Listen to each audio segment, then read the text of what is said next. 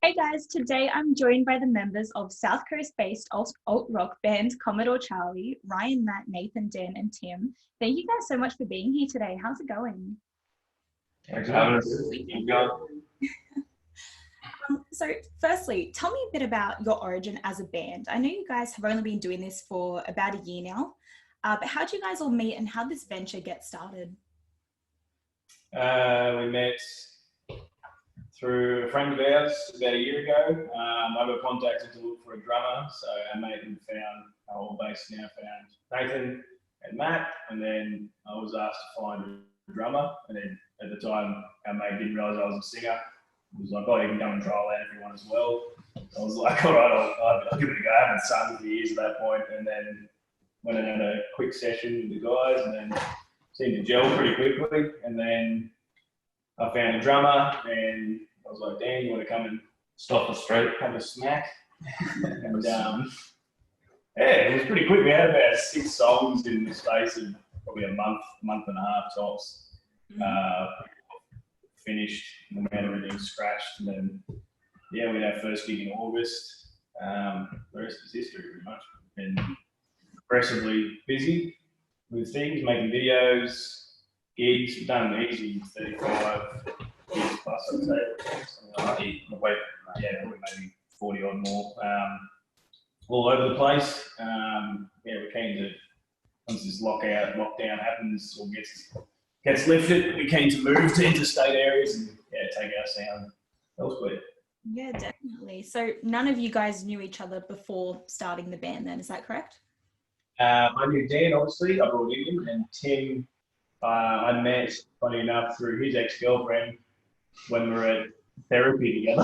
And me and him gelled better than him and his girlfriend, so I ended up stealing him from his girlfriend. So that was good. And Matt and I know each other for 20 years. Yeah, Tim and I went to primary school together. I knew Nate from a previous band. Yeah, we've played together before. Went to school with Dan, so it's all Once you're in the music scene, it's incestuous. Everyone knows someone somehow. You always want to step away.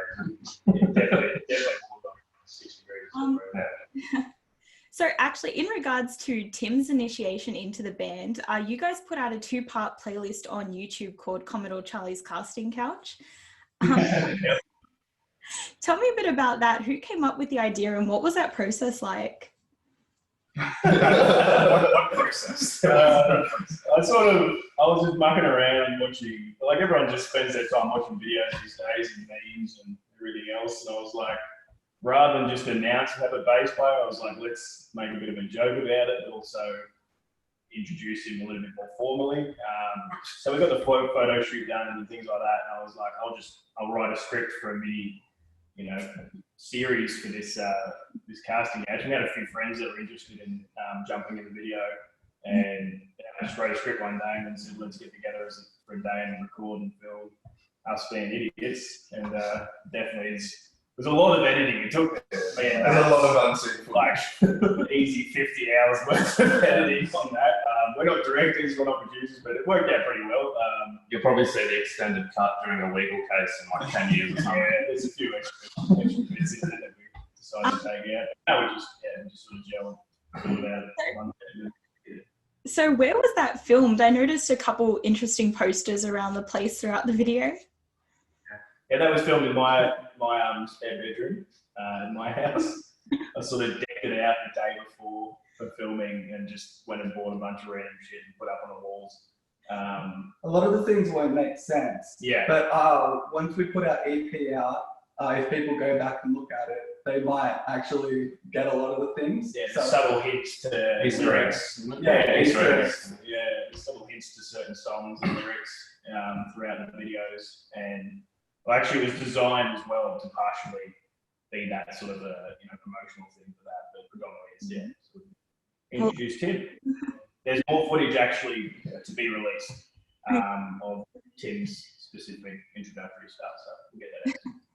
Well, I can't wait to see how the Wiggles tie into your new EP then. Yes, actually. So as for your band name, Commodore Charlie, who came up with that and what was the inspiration behind the name? Nathan, you want to try that? Oh, yeah. I don't know. Pretty much we were throwing around a few things, and I guess, I don't know, what do you reckon? I think it was a thing of like, Commodore can be like, obviously a strange car, means a bit of like, obviously gaming as well with the Commodore 64, and also he's in the Navy. And then I don't know, adding that name, I don't know, I can't remember where it comes from, but I think it's just something that we threw together and we're kind of laughing at, but it kind of ended up sticking. And we're like, the more we laughed about it or thought about it, we're like, oh, that's actually pretty good. And then the duck came about, and that became Charlie, and it kind of just all went together. Yeah, we didn't really have a plan. We just sort of put two alliterated words together and went, yeah, that sounds cool. And then I think the gig was coming up when we needed a name. Is that why? Yeah. We stuck with it? Yeah, we Something was coming up and we needed a name. Yeah, So it's like, let's just start. Fair enough. The logo was a little bit of a battle to get. That was a pretty funny process. We spent $30 to get the logo made by some company in Canberra. Turns out the company's actually not located in Canberra, they're in the UK and the US, and their legal team is in India. And it just ended up being a $30 logo that we got, but they wanted to get $600 out of us for copyright, but we found out that was just bullshit in the end. So we won that and we got the logo, which is good. So, but if anyone comes up for some 20 years, we'll, plead the fifth. Fair enough. So in regard to your musical influences, who are some of the artists that have inspired Commodore Charlie's sound? Ooh, I want to take this one. I want to preface this one by saying that the coolest thing about this band is that I think that each member has really unique influences, and I think when they come together, that's what makes our sound. So Ryan's probably really influenced by like classic rock and metal, Metallica, all that sort of. Yeah, just look at his body, he's covered in Metallica tattoos, Pink Floyd, just any sort of classic rock, classic metal. Yeah. I think Nate, like you bring the sort of like emo, alternative rock, metalcore, like that whole vibe, like Trivium, Architects, Architects, those guys, even like My Cam, yeah, that's what I was thinking of. Matt's like proper prog, like Dream Theater, some of the new gent stuff, all those type of riffs that come from there. Tim's probably all over the shop. All over the shop, like funk or Taylor Swift. I was always playing in orchestras and musicals for a while, like getting paid to do that. So very like classically trained. Well, yeah. I'm also like I'm kind of into everything, but I really like a lot of my beats are based on electronic music and ska and kind of weird stuff like that. So I just like making interesting drum parts and just a lot of metal, just everything that's metal I'm into. So I think all of it comes together and makes a really interesting sound. Yeah, so it's definitely a very diverse range of influences, but I mean, it seems to work for you guys. Yeah. So in the 12 months that you guys have been together as a band, you've released 4 singles, your most recent being a cover of the theme from Round the Twist. This is obviously a very nostalgic track for fans of the 90s show, but what brought about the idea to release a full-length cover more than 3 decades after its release?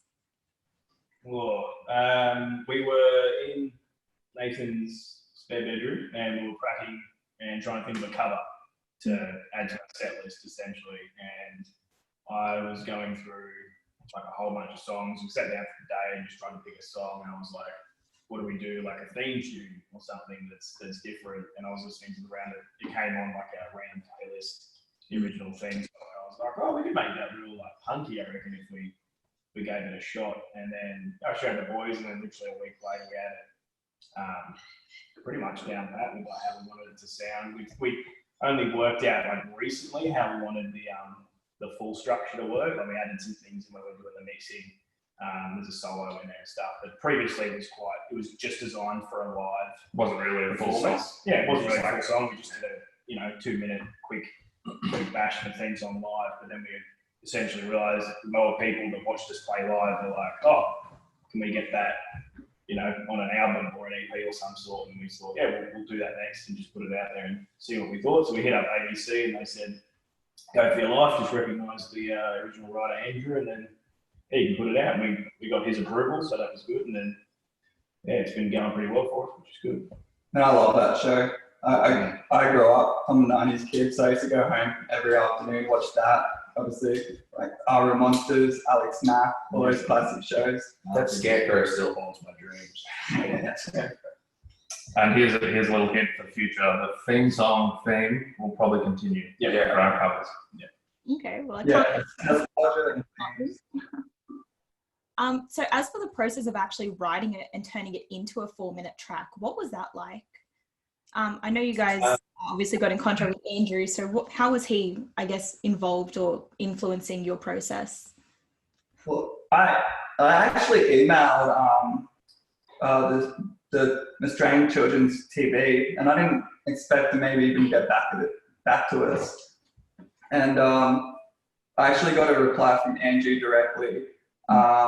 He also added in a transcript with APRA. So their legal team got in touch with him, and he kind of went and saw what we had to do, or he had to do for us to get that out. And replied back saying like he was really keen for us to do it, to make sure that we get even our cut that we should, make sure we're signed up to APRA, gave us that transcript and was like, go for it. And so that was really good. The process of turning into a 4-minute song, we sort of took the original, which is actually 2.5, 3 minutes long, but we just extended certain parts and then we restructured the choruses of how they made it. So we've actually, their chorus is actually our pre-chorus, and we've sort of swapped some things in that regard, and highlighted what areas we thought were more punchy. So the choruses are different to theirs. The bridge section is pretty similar to the original, but we just extended that and changed it. And then the solo is essentially we wrote that ourselves as different chords, and then after that it's all, again, we just sort of elaborated on what was already there, and then made it more ambiguous in a sense. Yeah, well, it was really cool to see what you guys had done to the track, and I really enjoy the song. It's definitely very catchy. So I hear you're also working on your debut EP. Can you tell us a little bit about what we can expect from the album? Do you have a title or release day or time frame set for it yet? Yeah, I think we We haven't got a release date. We are bringing out a single off it first. That'll come out. That'll be our Bollywood Nights. That comes out first, probably in the next 2 months or so. Is that the title? Yeah, so the title is going to be Spice and Wine of the actual EP. That'll make more sense when we get closer to release. We've got the artwork underway at the moment. Most of everything's recorded, so production's very well through the process. Hopefully November, thereabouts, maybe a bit later, we can expect the EP to drop. We're just sort of in there. Yeah, we'll see how the world goes with COVID. Yeah, exactly. Because we obviously want to play shows. Yeah, we've got a few shows lined up that we're going to utilise to help promote, but ultimately we'd love to do a mini tour with it as well once things open up. So, but ultimately each song is going to have its own unique difference, and we're trying to, in a sense, cross as many genres as possible. Certain songs will be more skate punky, other ones will be more classic rock. You'll get a different taste for each song, so hopefully it should draw you in at a different nature as well, which is good. So it should be, at this point, 4 tracks, hopefully 5. We'll see how we go. Okay, so drawing from everyone's individual influences, and so I'm really excited to hear how that turns out. Lastly, as we've said, Commodore Charlie is fairly new to the music scene still, but what are your hopes or goals for the band down the track? So where would you love to see the band be in, say, 5 years' time? Oh, definitely on some of the bigger festivals. I say bigger festivals, I'm happy with Festival of the Sun, things like that, yours and ours, anywhere up north.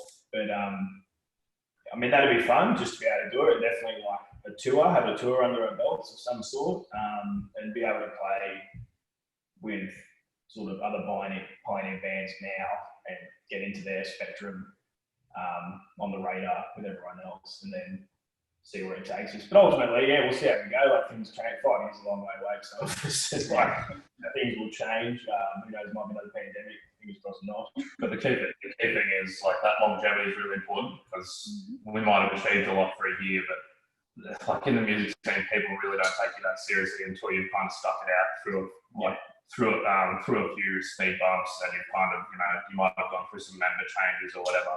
It's more about keeping that core idea going for that 5 years. That's an achievement in itself if it's still a band in 5 years, regardless of whether or not individuals are in it. That's kind of the longevity, and at that point you'll be having good success if you keep that as a key thing. Yeah, definitely. If we can keep doing it. Yeah. Just keep doing it. Have That's the fun. main thing. Have fun with it. Keep doing it. Yeah. Go and play in Nepal. That'd be fun. Himalayas, base camp, Mount Everest. I'm down for that. Well, Okay, well, unfortunately, that does bring us to the end of the interview. But thank you guys so much for joining me today. I can't wait to see the EP or hear the EP and everything else to come. And to everyone watching, be sure to check out the full article on listenloudblog.com, and I'll see you next week. Thanks, guys. Thanks, Ella. Yeah.